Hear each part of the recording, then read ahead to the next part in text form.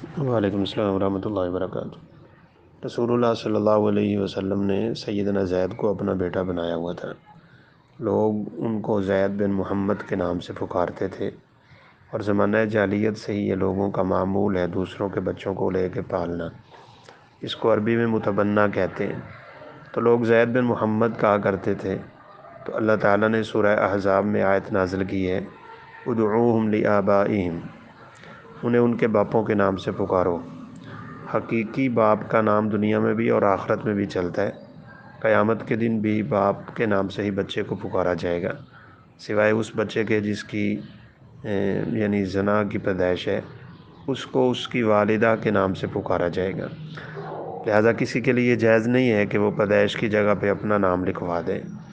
اگر کہیں پہ سرپرست کا خانہ موجود ہو، اور سنا ہے اب نادرا والے اس طرح کا کام کر بھی رہے ہیں، تو سرپرست میں اپنا نام لکھوا سکتا ہے، والد میں نہیں لکھوا سکتا، چونکہ اللہ تعالیٰ نے روک دیا ہوا ہے۔ ما جعل اللہ لرجل من قلبین فی جوفی، فرمایا اللہ تعالیٰ نے کسی انسان کے اندر دو دل نہیں رکھے۔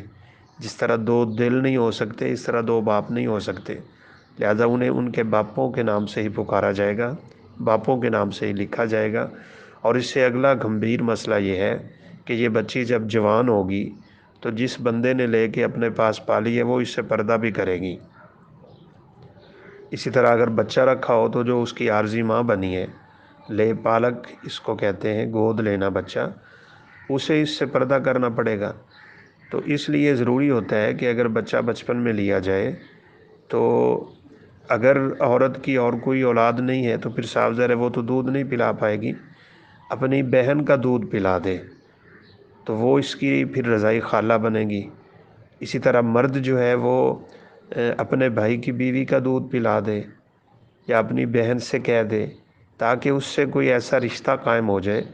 رسول اللہ صلی اللہ علیہ وسلم کا فرمان ہے، دودھ وہی رشتے ثابت کرتا ہے جو نسب سے اور خون سے ثابت ہوتے ہیں۔